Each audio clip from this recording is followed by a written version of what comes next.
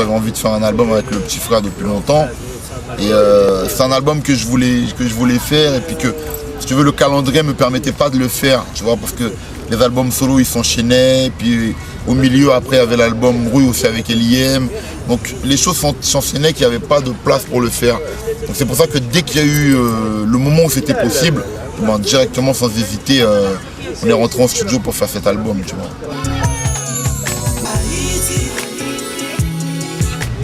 Oui, totalement, parce qu'en fait, si tu veux, bon, j'étais sur plusieurs initiatives sur Haïti, mais on était beaucoup, si tu veux, à être sur les projets et puis à s'occuper de ça.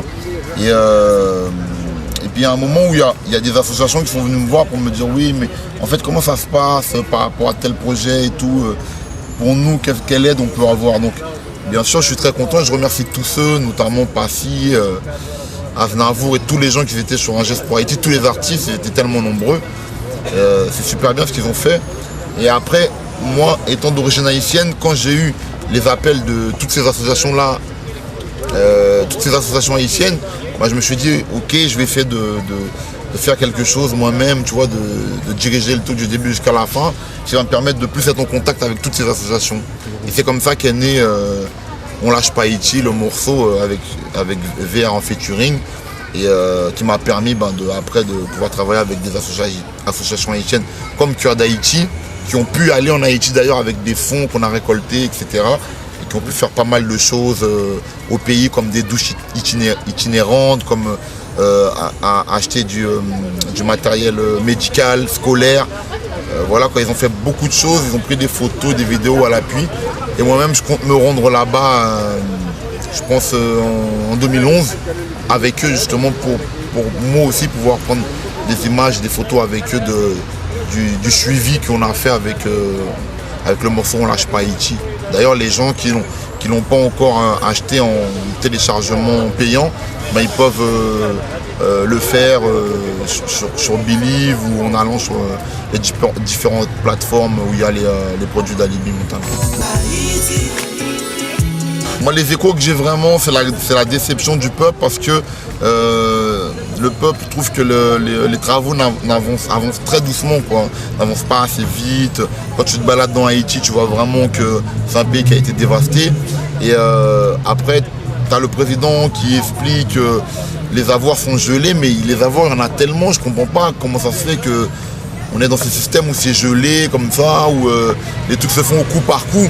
Donc je suis assez mécontent par rapport à ça et le peuple aussi est assez en révolte par rapport à ça. En plus, le fait qu'on va rentrer dans les élections, ça n'arrange pas les choses parce que chacun pense à son petit intérêt. Voilà, qui va être nommé président, quel deal va être fait entre un tel et un tel. Donc voilà, tu vois, ils ont réussi à écarter Wyclef Jean tu vois, de la candidature. Je pense que c'est quelqu'un qui est issu de la diaspora et qui aurait pu arriver avec des idées nouvelles, tu vois, avec une autre orientation, surtout qu'il a grandi à l'étranger. Et je trouve que c'est pas quelque chose de pénalisant, au contraire. Je trouve que ça aurait été même mieux pour le pays. Mais bon, tu vois, ils se sont arrangés à trouver des systèmes au niveau de la Constitution. Et ça, c'est dommage parce que je pense que vraiment que le pays aurait vraiment à gagner à ce qu'il y ait des Haïtiens, tu vois, issus de la diaspora qui puissent être dans le gouvernement. Voilà, moi je suis pas optimiste à ce niveau-là. Après, tout ce que j'espère, c'est que les gens qui sont là aussi pour un peu aider, que ce soit l'ONU, les ONG, eh bien, ils vont faire en sorte que l'argent puisse être débloqué, mais que le peuple puisse vraiment jouir de ça, qu'il y ait vraiment de la reconstruction et que ça permette à tous ces enfants qui sont orphelins et qui ne sont pas scolarisés, de pouvoir avoir des jours meilleurs, quoi. Oui, Alino m'a dit qu'il aimerait beaucoup qu'on fasse un album en créole, mais pas que nous deux, hein, avec plein d'artistes créoles et tout. C'est un projet qui est dans le creux de la tête, mais on va essayer de voir si on peut faire ça, parce que bon, actuellement je suis sur mon nouvel album, Code 187, je suis en train de l'enregistrer. Je suis en train aussi de tourner un film là, qui s'appelle Merseul, donc je suis pas mal pris sur tout ça. Mais c'est comme l'album Affaires de famille. C'est un truc qui est dans le creux de la tête et dès qu'il y aura la période et l'opportunité, eh ben on le fera, quoi. Alors au départ j'avais pas de titre et puis bon, faut savoir que c'est mon 5e album. 5e album, c'est important, hein. C'est quand même un tournant dans une carrière. J'avais pas vraiment le titre, on était en train d'avancer sur l'enregistrement des morceaux. Et puis je me suis dit bon, j'ai envie que le titre il interpelle directement, qu'il frappe directement les gens. Donc on cherchait comme ça et puis je me suis dit bon, Code 187 c'est un beau nom d'album. J'étais en train d'imaginer comment on allait l'écrire sur la pochette. Et puis moi ça m'a interpellé, ça m'a frappé. Et puis la plupart des gens à qui j'ai dit ça dans le studio vont dire ouais ça parle. Tu vois, je sais pas toi quel effet ça t'a fait, tu vois. Quand t'as entendu le nom, si ça t'a interpellé ou pas. Mais bon, pour moi c'était le but. Donc je me suis dit on va l'appeler comme ça. Cet album, on voulait faire les choses différemment. C'est pareil, tu vois, je cherchais des idées. Je me suis dit j'ai pas envie de mettre un DVD dedans. Parce que j'ai déjà mis des DVD sur plusieurs de mes albums. Je me dis qu'est-ce que je peux mettre. Bon, comme je suis un accro des jeux vidéo, on s'est dit allez on met un jeu vidéo chiche. L'idée elle est née comme ça. On s'est dit ok d'accord ça marche. Et ben, l'album on va le vendre avec le jeu vidéo Code 187 où on va faire un jeu d'aventure autour de toi. Et voilà, les gens qui vont acheter ton album en même temps ils auront ton jeu vidéo. Oui, je pense que ça va se faire et puis je pense que je vais même le faire sur mon album. Tu sais, mon album, mon prochain album, je veux vraiment que ce soit la fête. Je veux pas qu'il y ait des calculs dessus. Je vais pas m'interdire de dire « Oh, c'est mon album officiel, donc dessus je fais pas un featuring compas ». Non, il peut y en avoir un, comme il peut y avoir aussi du single, c'est le but. Je veux faire un gros album. Et puis j'ai eu l'occasion, tu vois, de partager la scène avec des groupes de compas. J'ai eu l'occasion déjà de faire du live avec des groupes de compas. Donc moi ça me parle et bien sûr je pense qu'il y aura ça et d'autres surprises aussi. Là on est vraiment dans une ambiance tu vois, où on travaille tranquille, ça veut dire sans pression, tu vois. J'ai pas dit voilà il me faut une date tout de suite, j'annonce la date de sortie. J'ai pas voulu travailler comme ça au niveau des maisons de disques, tu vois. Vraiment, je prends mon temps, je travaille, je veux que tout soit comme je veux. Et c'est pour ça qu'on sait qu'on va sortir en 2011, aux alentours sûrement d'avril, dans ces eaux-là, le temps que tout soit prêt, quoi.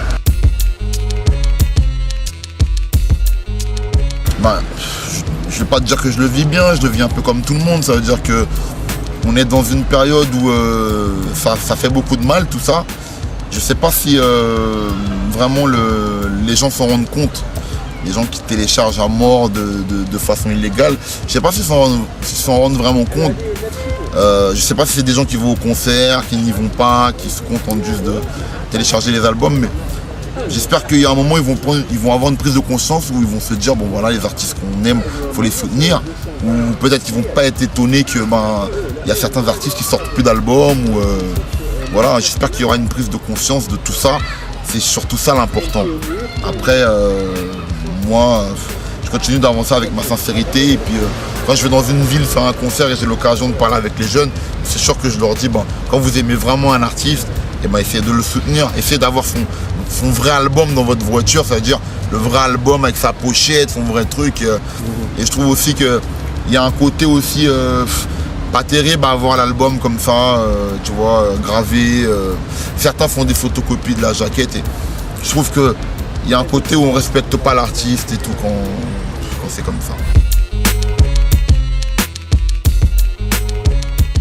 Je sais pas, en tout cas, en France, tu vois, le truc c'est que comme il y a une vraie haine, tu vois, les rappeurs qui se détestent vraiment, tu vois. C'est pas comme aux États-Unis où on peut faire les choses, ça devient même artistique, etc. Ça peut même être bien même avant une sortie d'album, tu vois. Tu vois, on voit la performance de l'autre.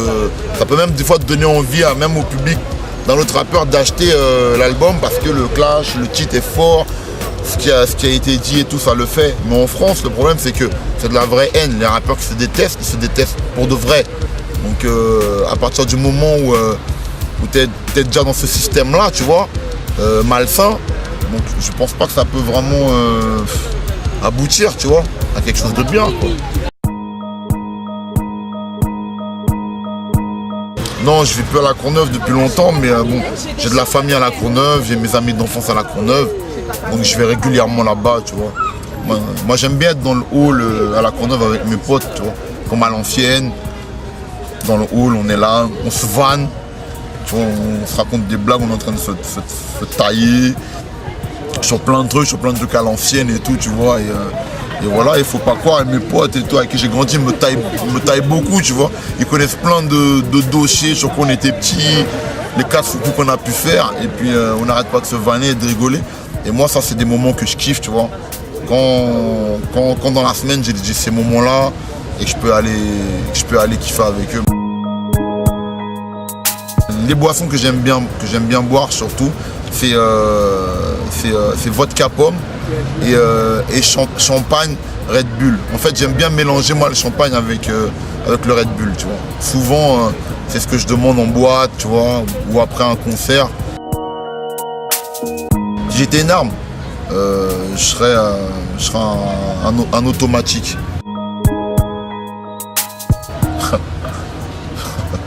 Joker, je peux pas choisir là. Je peux pas choisir parce que dans ma famille c'est tellement mélangé.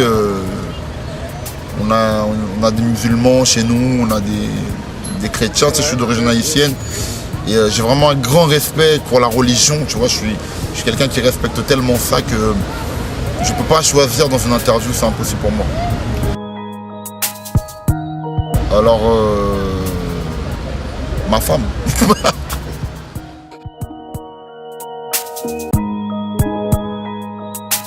En tout cas, j'expulserai pas les gens à coup de charter. Voilà, je pense que je réfléchirai au cas par cas, essayer d'étudier, voir les familles, le cas des familles. Il y a des gens qui n'ont peut-être pas de papier, mais qui sont là depuis des années, qui ont des enfants scolarisés, qui travaillent aussi depuis longtemps, même sans papier. Voilà quoi, je pense que j'étudierai voilà, cas par cas, de manière humaine, les situations.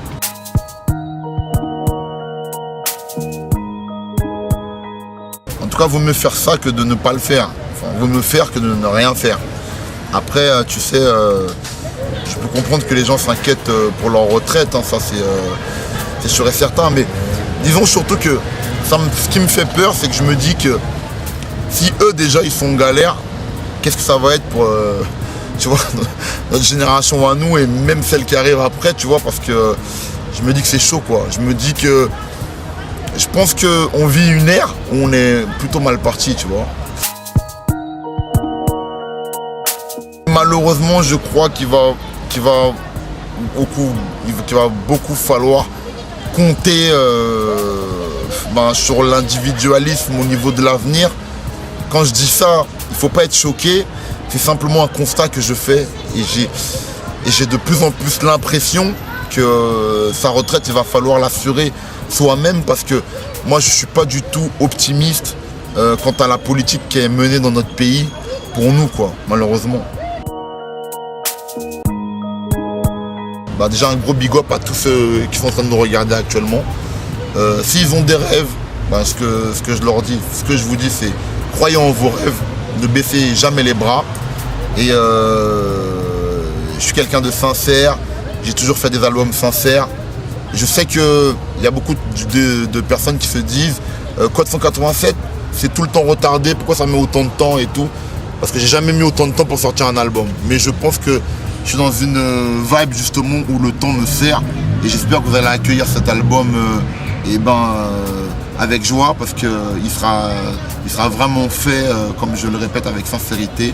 Et je vous dis merci et à très bientôt. Et comme je dis toujours, t'as ma parole. Alibi Montana, big up aux femmes et aux hommes à zikaload.com.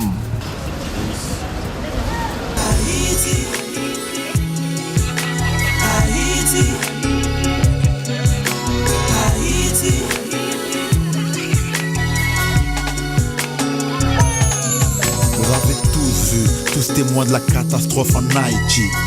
Pays dévasté, tout le contraire de Tahiti. Mon Dieu, je me rappelle de l'appel qui m'a traumatisé.